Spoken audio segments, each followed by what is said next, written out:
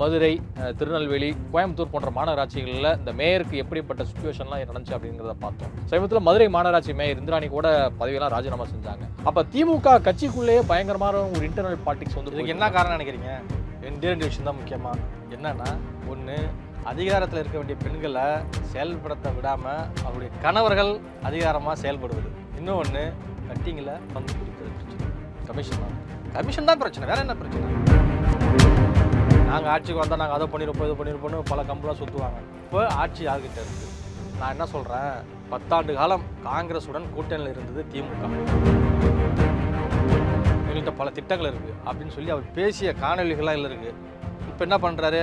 ஆக பிரதமர் எங்கள் மீனவர்களை விடுதலை செய்யணும், 2 மாதம் கழிச்சு திரும்பி பிடிப்பான், ஆக அப்படின்ட்டு வெறும் கடிதம் தான் எழுதுறாரு. ஒரு காதலிக்கு காதலன் கடிதம் எழுதுவால, இங்கே சிறைப்பிடித்தால் அங்கே கடிதம் தான் எழுதுவாங்க. சிறைப்பிடித்தால் கடிதம். ஸோ இதுக்கு நிரந்தர தீர்வு வேணும்னா நிச்சயமாக ஒரு ஆட்சி மாற்றம் தான் வேணும். ஆட்சி மாற்றம் புதுசாக வரவங்கள்ட்ட கொடுத்து அவங்க எப்படி செயல்படுத்துகிறாங்கன்றதை நம்ம இருந்து பார்க்கணும். தலைநகர் டெல்லியில் இது போன்ற சம்பவம் நடந்திருப்பது பெரும் அதிர்ச்சிக்குள்ளாக்கியிருக்கு. நாங்கள் ஆட்சிக்கு வந்ததுக்கு பிறகு பெரும்பாலும் நாங்கள் தீவிரவாதத்தை ஒழித்து விட்டோம், இந்தியாவை எவனையும் குத்து பார்க்க முடியாது, அதாவது தீவிரவாத எதிர்ப்பு நடவடிக்கையில் இந்தியா சிறப்பாக விளங்குறதுன்னு. வணக்கம். தமிழ்நாட்டில் பெண்களுக்கு ஒரு பாதுகாப்பற்ற சூழல் இருக்குது அப்படின்னு சொல்லிட்டு பரவலாக தமிழ்நாடு முழுக்கவே பெண்கள் வைக்கிற ஒரு முக்கிய குற்றச்சாட்டாக இருக்குது. அது மட்டும் இல்லாமல் சமீபத்தில் இந்த கோவையில் நடந்த மாணவிக்கு நேர்ந்த அந்த கொடூர துயர சம்பவம் என்பது தமிழ்நாட்டு மக்களையே ரொம்பவே உலுக்கி போட்ட ஒரு விஷயமா வந்து இருக்குது. ஒரு ஏர்போர்ட் பக்கத்தில் இருக்கக்கூடிய இப்படியான ஒரு பகுதியில் ஒரு இளம் பெண்ணுக்கு இப்படி ஒரு கொடூரமா அப்படிங்கிறது யாருனாலையுமே கற்பனை பண்ணி பார்க்க முடியாத ஒரு சுச்சுவேஷனாக வந்து இருக்குது. அதே சமயம் டிவிகே சார்பில் ஒரு பெரும் கண்டன பொதுக்கூட்டத்தையும் நடத்தினாங்க. தமிழ்நாட்டினுடைய சட்டம் ஒழுங்கு எவ்வளோ சீர்கெட்டு கிடக்குதுன்னு நீங்களே பாருங்கள் அப்படின்னு சொல்லிட்டு. உங்கள் பார்வையில் தமிழ்நாட்டில் பெண்களுக்கான பாதுகாப்பை எப்படி பார்க்குறீங்க? இன்னொரு சம்பவத்தை நீங்கள் விட்டுட்டீங்க. நீங்கள் தொடர்ச்சியாக சொல்லிக்கிட்டு வந்தீங்க. அடையாள நேற்று பார்த்தீங்கன்னா ஒரு வயதான தூய்மை பணியாளர் பெண்ணுக்கு பாலியல் வன்கொடுமை. அப்போது ரெண்டுமே பார்த்தீங்கன்னாக்கா சென்னை இது பெரிய மாநகரம், தமிழ்நாட்டுடைய தலைநகரம். கோயம்புத்தூர் 2வது பெரிய மாநகரம். இந்த மாநகரத்திலே ஒரு போதுமான பாதுகாக்க முடியாத ஒரு சூழ்நிலை தான் இன்றைக்கி தமிழ்நாட்டில் இருக்குது. இல்லை, நம்ம பெண்களை பற்றி என்ன பேசுறது? ஏங்க, ஒரு வயதான பெண்மணி கிட்டத்தட்ட அவங்களுக்கு 55-60 வயசு ஆக போகுது. நள்ளிரவு நேரத்தில் விடியற்காலம் நினைக்கிறேன் அந்த பகுதியில் தூய்மை பணியில் ஈடுபட்டு இருக்காங்க. அடியார் பிரிட்ஜுக்கு கீழே ஆந்திரா சார்ந்த ஒரு நபர், நீங்கள் பார்த்துருக்கலாம், அருவருக்கத்தக்க செயலில் அந்த அம்மா கிட்ட தவறாக நடக்க முயற்சி பண்ணுறான்.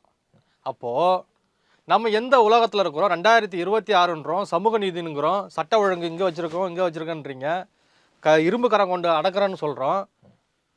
பிற மாநிலம் விட தமிழ்நாட்டில் தான் பெண்களுக்கான பாதுகாப்பு அதிகமாக இருக்குது. எந்த கொம்புனாலும் குறை சொல்ல முடியாத ஆட்சி நாங்கள் நடத்துகிறோன்னு நீங்கள் மாதட்டி சொல்கிறீங்க, விளம்பரப்படுத்துகிறீங்க, விளம்பரம் தேடுறீங்க. அப்போது இது போன்ற சம்பவங்கள்லாம் அப்புறம் எங்கே நடக்குது? இதெல்லாம் யார் பொறுப்பு? குஜராத்தில் நடக்குதா, டெல்லியில் நடக்குதா, இல்லை எங்கே நடக்குது? எப்படி? இதே தமிழ்நாட்டில் தான் நடக்குது. நீங்கள் அண்ணா யூனிவர்சிட்டிக்கு பிறகு நீங்கள் பாருங்கள், ஒரு ஆண்டுகளுக்குள்ள ஆகலை தொடர்ந்து இந்த கூட்டு பாலியல் வன்கொடுமை. நான் என்ன கேட்குறேன், இந்த பாலியல் வன்கொடுமையில் ஈடுபட்டாங்களா அந்த குற்றவாளி, அவன் அங்கே கொள்ளடிச்சான், இங்கே திருண்ணா, அங்கே திருண்ணா, இன்னும் வரிசையாக காவல்துறை பட்டியல் இடுது. ஏன் நீங்கள் முதல்ல அந்த கொலை வழக்கோ இல்லை திருட்டு வழக்கோ ஏன் அந்த உரிய தண்டனையை அந்த வழக்கில் அவங்களுக்கு பெற்றுத்தரலை? ஒரு கொடூர குற்றவாளினா ஏன் நீங்கள் அவரை தீவிரமாக கண்காணிக்க மாட்டேங்கிறீங்க? உள்ளே போகிறான், வெளியில் வரான், திரும்பி இன்னொரு சம்பவம் பண்ணுறான், ரிப்பீட்டு, திரும்ப உள்ளே போகிறான், வெளியில் வரான், இன்னொரு சம்பவம் பண்ணுறான். அப்போது தண்டனைகள் இங்கே கடுமையாக்கப்படலை. குற்றவாளிகளை கண்டறிந்து அவர்களை கண்காணித்து அவர்களுக்கு உரிய தண்டனை பெற்றுத்தரலைங்கிறது தான் நம்மளுடைய கேள்வியாக இருக்கிறது. நம்ம அது மட்டும் இல்லை, இன்றைக்கி தமிழகத்தில் காவல்துறை சுதந்திரமாக செயல்படுதா? பொறுப்பு டிஜிபி எப்படி நீங்கள் எவ்வளோ நாள் வச்சுருப்பீங்க? அவருக்கு என்ன அதிகாரம் இருக்குது?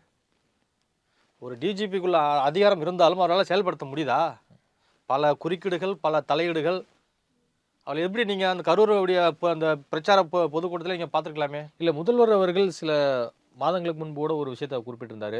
தமிழ்நாட்டில் அங்கொன்றும் இங்கொன்றுமா நடக்கக்கூடிய ஒரு சம்பவங்களை வச்சு ஒட்டுமொத்தமா அந்த ஆட்சியினுடைய சட்ட ஒழுங்கு முழுமையாக கெட்டு போச்சு. கரெக்ட். இதெல்லாம் எதிர்கட்சிகள் வந்து குற்றச்சாட்டு கரெக்டாங்க அப்படின்னு சொல்லி. ஆனா திமுக ஆதரிக்கிற சில எழுத்தாளர்களும் அவங்களை ஆதரிக்கிற நிறைய பேர் என்ன சொல்றாங்கன்னா, நீங்க தமிழ்நாட்டை விட நீங்க வட மாநிலங்களை கம்பேர் பண்ணி பாருங்க, எவ்வளவு மோசமா வட மாநிலம். என்ன சொல்றேன், நான் 5 ரூபா திருன்னேன், நான் 5 ரூபா தானே திருன்னேன், இங்க ஒருத்தன் 100 ரூபா திருறேன், அவன்லாம் கேட்டீங்களா?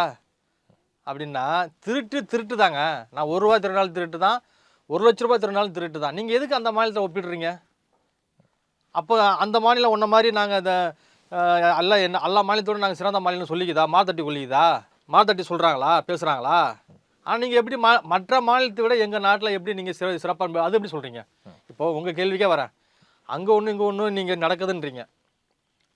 அதே தான் நானும் சொல்ல வரேன். எப்பயாவது ஒரு டைம் நடந்தா சரி, ஏதோ ஒரு பர்சனல் மோட்டிவ்னு சொல்லலாம். இங்கே தினந்தோறும் நாள்தோறும் செய்தித்தாளை தானே வந்துக்கிட்டு இருக்கு. அது எப்படி அங்கே ஒன்று இங்கே ஒன்று நம்ம எடுத்துக்க முடியும்? ரெண்டாவது, அண்டை மாநிலங்களை நீங்கள் எப்படி ஒப்பிட முடியும்? இதே அண்டை மாநிலம் ஒப்பிட்டு தான் நாங்கள் அந்த மாநிலத்தோடு நாங்கள் சூப்பராக ஆட்சி பண்ணுறோம், சட்டம் ஒழுங்கு சிறப்பாக இருக்கிறோம், பொருளாதாரத்தை முன்னேற்றங்கிறீங்க. அப்போ இதை மட்டும் எப்படி ஒப்பிடுறீங்க? அப்போது குற்றம் நடந்தால் அந்த மாநிலத்தை நீங்கள் காரணம் காட்டுறீங்க, குற்றம் நடக்கலான்னாக்கா நாங்கள் தான் அப்படி நம்பர் ஒன்றுங்கிறீங்க. இதனால் இது ஒரு பதிலாக ஏற்றுக்கொள்ள முடியாது. இன்றைக்கி தமிழ்நாட்டை பொறுத்தவரை நேற்று பார்க்கலாம், திருச்சியில் ஒரு சம்பவம் சரிங்களா. இன்றைக்கி அடையாரில் இந்த அம்மாவுக்கு ஒரு பாதுகாப்பு நிலை இருக்குது. நீங்கள் நினச்சி பாருங்கள், இப்போ எப்படி இருக்குது இன்றைக்கி பெண்களுக்கு எதிரான குற்றங்கள், பாலியல் தொந்தரவுகள், குழந்தைகளுக்கு எதிரான பிரச்சனைகள்லாம் எந்த அளவுக்கு ரொம்ப மோசமாக போயிட்டுருக்குன்னு நம்ம கண்கூடாக பார்க்குறோம். அதில் ஒரு விஷயந்தான் இந்த அடையாரில் அந்த பெண்மணி நடந்த ஒரு கொடூரம். சமீபத்தில் ஒசூர் நகராட்சி மன்ற தலைவராக இருந்த ஃபரிதா நவாப் சொந்த கட்சியினுடைய கவுன்சிலர்லவே பார்த்தீங்கன்னா நம்பிக்கையில்லா தீர்மானம் கொண்டு வரப்பட்டு பதவி நீக்கம் செய்யப்பட்டிருக்கிறார். இந்த அவலம் இத்தோட முடியல. இதற்கு முன்பாக சங்கரன் கோயில் சொல்லலாம், இன்னும் பல இடங்களை சொல்லலாம். குறிப்பாக மதுரை, திருநெல்வேலி, கோயம்புத்தூர் போன்ற மாநகராட்சிகளில் இந்த மேயருக்கு எப்படிப்பட்ட சுச்சுவேஷன்லாம் நடந்துச்சு அப்படிங்கிறத பார்த்தோம். சமீபத்தில் மதுரை மாநகராட்சி மேயர் இந்திராணி கூட பதவியெல்லாம் ராஜினாமா செஞ்சாங்க. அப்போ திமுக கட்சிக்குள்ளேயே பயங்கரமான ஒரு இன்டர்னல் பாலிடிக்ஸ் இதுக்கு என்ன காரணம் நினைக்கிறீங்க? ரெண்டு விஷயம் தான் முக்கியமாக. என்னன்னா, ஒன்று, அதிகாரத்தில் இருக்க வேண்டிய பெண்களை செயல்படுத்த விடாமல் அவருடைய கணவர்கள் அதிகாரமாக செயல்படுவது. இன்னொன்று, கட்டிங்கில் பங்கு பிரிப்பதில் பிரச்சனை. கமிஷன் தான் பிரச்சனை, வேறு என்ன பிரச்சனை? இப்போ நீங்கள் ஒரு வார்டு மெம்பராக இருக்கிறீங்க, ஒரு கவுன்சிலராக இருக்கிறீங்க, வர்ற கமிஷன் ஃபுல்லாக, வேலைவாய்ப்பு ஃபுல்லாக, அந்த திட்டங்கள் ஃபுல்லாக, கான்ட்ராக்ட் ஃபுல்லாக நானே எடுத்துக்கிட்டு உங்கள் கிராமத்தை போட்டுடுறேன். 2-3 இது பார்க்குறீங்க, என்ன தொடர்ந்து சேர்மன் நம்மளுக்கு எதிராகவே பண்ணிகிட்ருக்க, நம்மளுக்கு ஒன்றும் கவனிக்க மாட்டேங்கிறாரு அப்படின்னு சொல்லி அவருக்கு எதிராக போர்க்கொடி தூக்கக்கூடிய நிலை தான் இருக்குது. இதுதான் யதார்த்தம், இதுதான் உண்மை. ரெண்டாவது, தமிழ்நாட்டில் இன்றைக்கி இருக்கக்கூடிய மாநகராட்சியுடைய மேயராக இருக்கட்டும் சரி, பல்வேறு நகராட்சி மன்ற சேர்மன்கள் சரி, பெண்கள் எங்கெல்லாம் பதவி வைக்கிறாங்களோ யாராவது ஒருத்தவங்க சுதந்திரமாக செயல்படுறாங்களா? ஒரு கையெழுத்து போடுறாங்களா? அவங்களுக்கு என்னன்னே தெரியாதுங்க. இந்த வார்டில் இந்த திட்டம் நிறைவேறி இருக்குது, இந்த இதுக்கு இது தேவை, இவ்வளோ திட்டங்களை ஒதுக்கியிருக்கோம், இந்த பிரச்சனை, இந்த வார்டில் இது பிரச்சனை அப்படின்னு சொல்லி தான் தெரியுமா? எல்லா இடத்துலையும் அவங்களுடைய கணவன்மார்கள் உட்காந்துப்பாங்க. அவங்க தான் ரியல் சேர்மனும் மேயரும் சரி. இவங்க சும்மா டம்மிக்காக மக்களால் தேர்ந்தெடுக்கப்பட்ட ஒரு நபர் அவங்கிற போல தான். ஆனால் இல்லை, உள்ளாட்சி பதவிகளில் கிட்டத்தட்ட ஒரு 50% பெண்களுக்கு தான் ஒதுக்கப்பட்டிருக்கு. இருக்குங்க. அப்படி ஒதுக்கப்பட்டு இருந்தும் கூட அவர்களால் செயல்படுத்த முடியல, அதிகாரத்தை முழுமையாக பண்ண முடியல, விடமாட்டாங்க, கணவர்கள் விடமாட்டாங்க. இப்போ நீங்கள் சொன்னீங்க, இப்போ இந்த அம்மா பேர் என்ன சொன்னீங்க? பரிதாப் சொன்னீங்க, ஃபரிதா நவாப் சொன்னீங்க. அவங்க மேலே என்ன குற்றச்சாட்டு? உண்மையான குற்றச்சாட்டு என்னன்னா, சொந்த கட்சியினர், அதாவது கவுன்சிலர்கிட்டயே சம்பாதிக்க விடலை, வர்ற கமிஷனில் கட்டிங் தரலை, அவங்க வார்டுக்கு சரியான திட்டங்களை ஒதுக்கலை, வர்றதெல்லாம் மட்டுமே சுருட்டிக்கிறாங்க, பங்கு தரலை அப்படிங்கிற ஒரு இதை வச்சு தான் அவங்களுக்கு எதிராக தீர்மானம் நிறைவேற்றினாங்க. சரிங்களா? மதுரை எடுத்துங்களேன். மதுரையில் மேயர் இந்திராணி. ஆனால் அங்கே மேயர் போல் செயல்பட்டது யார்? பொன் வசந்த், அவருடைய கணவர். அவர் தான் அங்கே நிழல் மேயர். வரக்கூடிய கட்டுமான பணிகளாலும் சரி, கான்ட்ராக்ட் இருந்தாலும் சரி, எந்த வார்டுக்கு என்ன ஒதுக்கணும், வர கட்டிடங்களுக்கு அனுமதி கொடுக்கறது எல்லாமே அவர் தான் செயல்படுவார். இது பல கோடி ரூபாய் பிரச்சனை. நீங்கள் சமீபத்தில் செய்தியெல்லாம் பார்த்துருக்கலாமே, அங்கே மதுரை மாநகராட்சிக்கு பல கோடி ரூபாய் இழப்பு ஏற்பட்டு பல கவுன்சிலர்லாம் வழக்கெல்லாம் போட்டாங்க, ஒரு குழு அமைச்சாங்க, அதுக்கப்புறம் அவர் பிடிச்சி அரெஸ்ட் பண்ணாங்க, அப்புறம் அந்த அம்மா ராஜினாமா பண்ணிச்சு. இது வரைக்கும் அந்த மாநகராட்சியில் மேயர் இன்னும் போடலை. அப்போது மக்களுடைய பணிகள் எப்படி இருக்கும்? சரியா? நான் என்ன சொல்ல வரேன்னா, இங்கே ஆட்சியாளர்கள் தான் நான் திருப்பி சொல்கிறது தான், விளம்பரம் தேடாமல் நாங்கள் அதை சாதிச்சிட்டோம் இதை சாதிச்சுன்னு சொல்லாமல், தலைமை சரியாக இருந்தால் தாங்க நகர்மன்றமும் சரி, பேரூராட்சி சேர்மனாக இருந்தாலும் சரி, மேயராக இருந்தாலும் சரி, ஒரு கடிவாளம் வேணுங்க. அதனால் இது அவங்களுக்குள்ளே வர்ற காசை பங்கு பிரிப்பதில் சண்டை. இதனால் மக்கள் நிற்கிது தெருவில். மயிலாடுதுறை மாவட்டத்தில் 14 மீனவர்கள் வந்து இலங்கை கடற்படையினால் வந்து கைது செய்யப்பட்டிருக்காங்க. இந்த அவலம் வந்து தொடர்ந்து பல ஆண்டுகளா நீடிச்சுக்கிட்டே தான் இருக்கு. அதிமுக ஆட்சியா இருந்தாலும் சரி, திமுக ஆட்சியா இருந்தாலும் சரி.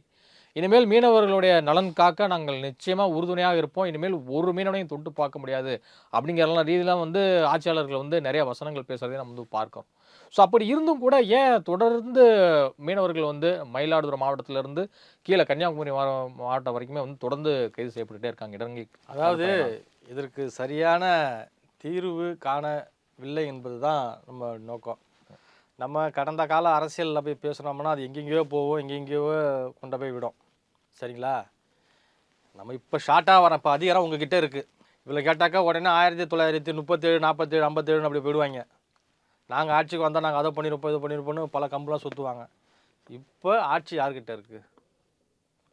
நான் என்ன சொல்கிறேன், 10 ஆண்டு காலம் காங்கிரஸுடன் கூட்டணியில் இருந்தது திமுக. வெளிப்படையாகவே சொல்கிறேன். அப்போ தாக்கப்படலையா? வலைகள் அறுக்கப்படலையா? படகுகளை வந்து உடைக்கலையா? சிறைப்பிடித்து செல்லலையா? 10 ஆண்டு காலம் நீங்கள் கூட்டணியில் இருந்தீங்க. ஏன் இலங்கை அரசோட பேச்சுவார்த்தை நடத்தி அதுக்கு ஒரு நிரந்தர தீர்வு காணலை? இதே காங்கிரஸ் ஆட்சியில் தான் அந்த நம்ம தமிழ்நாட்டுக்குரிய இடத்த அங்கே கொடுத்ததா சொல்லி ஒரு குற்றச்சாட்டு இருக்குது. நீங்கள் 10 ஆண்டு காலம் மன்மோகன் சிங் தலைமை ஆட்சியில் கூட்டணியில் இருந்தீங்களே, ஏன் அதை மீண்டும் நீங்கள் பெறலை? ஒன்று. கடந்த அதிமுக ஆட்சியில் இதே போல் இலங்கை மீனவர்கள்ட்ட நம்ம தமிழக மீனவர்கள் சிக்கிறாங்க, படகுகளை அடித்து உடைக்கிறானோ, கைது பண்ணுறானோ. அப்போது எதிர்க்கட்சி தலைவராக இருந்த ஸ்டாலின் என்ன சொல்கிறாருனாக்கா, நாங்கள் ஆட்சிக்கு வந்தால் உடனடியாக முதற்கட்ட வேலையாக இந்த பிரச்சனைக்கு ஒரு தீர்வு காணப்படும். ஏற்கனவே சிறையில் உள்ளவர்கள்லாம் விடுதலை செய்வோம், படகுகளை மீட்டுடுவோம், எங்கள்கிட்ட பல திட்டங்கள் இருக்குது அப்படின்னு சொல்லி அவர் பேசிய காணொலிகள்லாம் இல்லை இருக்குது. இப்போ என்ன பண்ணுறாரு? ஆக பிரதமர் எங்கள் மீனவர்களை விடுதலை செய்யணும், 2 மாதம் கழிச்சு திரும்பி பிடிப்பான், ஆக அப்படின்ட்டு வெறும் கடிதம் தான் எழுதுறாரு. ஒரு காதலிக்கு காதலன் கடிதம் எழுதுவோம்ல, இங்கே சிறைப்பிடித்தால் அங்கே கடிதம் தான் எழுதுவாங்க. சிறைப்பிடித்தால் கடிதம். இதற்கு நிரந்தர தீர்வு என்பது இதுவரையிலும் கேள்விக்குறியாகத்தான் இருக்கிறது. இந்த மீனவர்கள் பிரச்சனையில் தீவிரமாக தலையிட்டு இது குறித்து முடிவு எடுத்துருக்கணும்னா 2 ஆளும் கட்சியுடைய அரசுடைய தான் இது. 2 திராவிட கட்சிகளுடைய கையில் தான் இருக்கு. ஆனா இவங்க என்ன சொல்லுவாங்க? சார்பில் நாகப்பட்டினத்துல வந்து பாத்தீங்கன்னா மீனவர்களுக்காக ஒரு நாள் அடையாள உண்ணாவிரத போராட்டத்தை வந்து நடத்தியிருக்காங்க. ஆமா, டிவிக்கு மாவட்ட சார்பில். ஆமா, அதாவது So இது வந்து ஒரு நல்ல முன்னெடுப்பா. நல்ல முன்னெடுப்பு தான் நம்ம பார்க்கணும். ஏன்னா அவங்க சில திட்டங்கள்லாம் வச்சிருக்கிறாங்க. அவங்க வந்து ஒரு நல்ல திட்டங்களை வச்சிருக்கிறாங்க. நம்ம என்ன சொல்றோம்னா 2 பேரும் மாற்றி மாற்றி ஆட்சியில் அது சரியில்லை, இது சரியில்லை அப்படின்னு இவங்க சொல்லுவாங்க. இவங்க ஆட்சிக்கு வந்தால் நீ அது சரியில்லை, இதை பண்ணணும், இப்படி மாற்றி மாற்றி 2 பேரும் சொல்லிட்டு இருக்காங்களே தவிர இந்த மீனவர்களுக்கு நிரந்தர தீர்வு என்பதே இல்லை. ஆனால் தமிழக வெற்றி கழகம் என்பது சில திட்டங்கள் வச்சிருக்கிறாங்க. அது நம்ம தேர்தல் நேரத்தில் சொல்லுவாங்க. ஆனால் ஆட்சிக்கு வந்தால் அதை வந்து செயல்படுத்துவாங்கன்னா நம்ம நம்பணும். இந்த சூழ்நிலையில் தான் தொடர்கதையாக இருக்குது. இப்போ தான் நாகையில் பல மீனவர்கள் வந்து சிறைப்பிடிக்கப்பட்டாங்க. இன்னும் 1 மாதம் கூட ஆகலை, ஒரு 10 நாளாக கூட ஆகலை. இன்றைக்கி பார்த்தீங்கன்னாக்கா மயிலாடுதுறையில். அப்போ முதல்வர் என்ன பண்ணுவார்? தம்பி ஒரு பேனா கொடுறா, டேய் ஒரு பேனா கொடு, பேப்பர் எடு, ஆக பிரதமர் விடுதலை செய்யணும், அங்கே கைதுங்க கடிதம், அங்கே கைதுங்க கடிதம். இது இப்படியே தாங்க தொடர்கதை ஆகிட்டு இருக்கு. அவருக்கெல்லாம் இது பற்றின சீரியஸ்லாம் கிடையாதுங்க. என்ன அங்கே கைது பண்ணிட்டாங்களா, ஒரு லெட்ரு எதனா முடிஞ்சு போச்சு, அவங்களும் கண் துடைப்புக்கு மத்தியில் இருக்கிறாங்க, வாங்கி படிக்கிறாங்களோ படிக்கலையோ அது குறித்து அவங்க நடவடிக்கை எடுக்கிறான். அவன் எப்போ அரெஸ்ட் பண்ணுறான், அவன் எப்போ கோர்ட்டில் இது பண்ணி அவனாக விடுவிச்சாதான். இவங்க கடிதம் எழுதுறதுனாலலாம் அவங்க விடுதலை பண்ணலை. ஸோ இதுக்கு நிரந்தர தீர்வு வேணும்னா நிச்சயமாக ஒரு ஆட்சி மாற்றம் தான் வேணும். ஆட்சி மாற்றம் புதுசாக வரவங்கள்ட்ட கொடுத்து அவங்க எப்படி செயல்படுத்துகிறாங்கன்றதை நம்ம இருந்து பார்க்கணும். டெல்லியில் நடந்த இந்த கார் குண்டுவெடிப்பு சம்பவத்தால் கிட்டத்தட்ட 13 பேர் வந்து உயிரிழந்திருக்காங்க. ஸோ இந்த சம்பவத்தை எப்படி பார்க்குறீங்க? நாட்டையே ஒரு உருக்குலைய செய்திருக்கிற இந்த ஒரு சம்பவம். ரொம்ப இது ஒரு துயரமான சம்பவம். ஃபஸ்ட்டு இந்த சம்பவத்தில் யார் ஈடுபட்டிருந்தாலும் அது ஒரு கண்டிக்கத்தக்க விஷயம். இன்றைக்கி மற்ற நாடுகளை விட இது போன்ற சம்பவங்கள் இந்தியாவில் அவ்வப்போது நடப்பது என்பது மக்களுடைய பாதுகாப்பை கேள்விக்குறியாக்கியிருக்கு. சமீபத்தில் தான் நம்ம பார்க்கலாம், புல்வாமா தாக்குதலில் இன்னும் அந்த வலிகள் ஆறாதக்கூடிய நிலையில் மறுபடியும் ஒரு சம்பவம். இதனுடைய உண்மைத்தன்மை என்ன, இதுக்கு பின்னாடி என்ன சதி திட்டம் இருக்கிறது, யார் பயங்கரவாதிகளா அல்லது இந்த திட்டத்திற்கு யார் உடந்தையாக இருந்தாங்க அப்படிங்கிறத கண்டறிஞ்சு அவர்கள் மீது நடவடிக்கை என்பதை விட நிரந்தரமாக இதுக்கு ஒரு முற்றுப்புள்ளி வைக்கணும் தான் நம்மளுடைய எதிர்பார்ப்பாகிறது. மக்களுடைய கோரிக்கை அதுதான். ஏன்னா இன்றைக்கி ஒரு தலைநகர் டெல்லியில் இது போன்ற சம்பவம் நடந்திருப்பது பெரும் அதிர்ச்சிக்குள்ளாக்கியிருக்கு. நாங்கள் ஆட்சிக்கு வந்ததுக்கு பிறகு பெரும்பாலும் நாங்கள் தீவிரவாதத்தை ஒழித்து விட்டோம், இந்தியாவை எவனே தான் தொட்டு பார்க்க முடியாது, அதாவது தீவிரவாத எதிர்ப்பு நடவடிக்கையில் இந்தியா சிறப்பாக விளங்குகிறதுன்னு செல்லக்கூடிய இடங்கள்லாம் மாத்தட்டி சொல்கிறாரு பாரத பிரதமர். ஆனால் அவர்களுடைய ஆட்சியில் தான் இது போன்று கொத்து கொத்தாக சாகக்கூடிய மரணங்கள் என்பது நடந்து கொண்டிருக்கிறது. நீங்கள் புல்வாமாவுக்கு முன்னாடியே ஒரு தாக்கல் நடந்தது, நீங்கள் பார்த்துருக்கலாம். இராணுவ வீரர்கள்லாம் கிட்டத்தட்ட 46 பேர் ரத்தம் சிதறி இறந்து போனார்கள். அதனை தொடர்ந்து புல்வாமா, இப்போது இது போல் கேட்டால் அது ஒரு காரணம் தூக்கிட்டு வருவாங்க. நான் உடனே அடுத்த நாள் இலக்கை போய் அழிச்சிட்டோம், இங்கே முகாம் வச்சுருந்தானுவோம், இங்கே டென்ட்டு போட்டிருந்தானோ போய் குண்டை போட்டு அழிச்சிட்டோன்னு சொல்லுவானோ. ஒரு துரும்ப கூட கண்ணில் காட்டலை. நீங்கள் பார்த்துக்கலாம், கடந்த காலத்தில் போய் நாங்கள் அதை பண்ணிட்டோம் இதை பண்ணிட்டோம் எங்கடா அப்படின்னா ஒன்றுமே இருக்காது. வெறும் சும்மா இரவு நேரத்தில் போய் விஷுவலாக காட்டி மக்களை திசை திருப்பிடுவாங்க. அதனால் நான் என்ன சொல்கிறேன்னா, இது குறித்து கடுமையான ஒரு நடவடிக்கை எடுக்கணும். தொடர்ந்து தாங்க நடந்துகிட்டு இருக்கல. நம்ம என்னங்க சொல்ல போகிறோம்? வருஷத்துக்கு மாதத்துக்கு 4 மாதத்துக்கு ஒரு டைம் நடக்கிற போல் நடந்துக்கிட்டு இருக்கு. இது கண்டித்து தான் இன்றைக்கி பல்வேறு கட்சிகள்லாம் அறிக்கை விட்டுருக்கு. தமிழக வெற்றி கழகமும் இது குறித்து ஒரு கண்டன அறிக்கையை அதனுடைய தலைவர் விஜய் அவர்கள் விட்டுருக்காரு. ஸோ இதன் பின்புறம் யார் இருந்தாலும் அவர்கள் கடுமையாக தண்டிக்கப்பட வேண்டும். அது எந்த ஆட்சியாளர்கள் தான் சரி. நாட்டில் இது போன்ற வன்முறைக்கு எதிரான நடவடிக்கைகளை தீவிரப்படுத்த வேண்டும் என்பது மக்களுடைய கோரிக்கையாக இருக்கிறது. இதுவரை உங்கள் பல்வேறு கருத்துக்களை உங்களோட பகிர்ந்தமைக்கு நன்றி. நன்றி. வன்முறைக்கு எதிரான நடவடிக்கைகளை தீவிரப்படுத்த வேண்டும் என்பது மக்களுடைய கோரிக்கையாக இருக்கிறது. இதுவரை உங்கள் பல்வேறு கருத்துக்களை உங்களோட பகிர்ந்தமைக்கு நன்றி. நன்றி.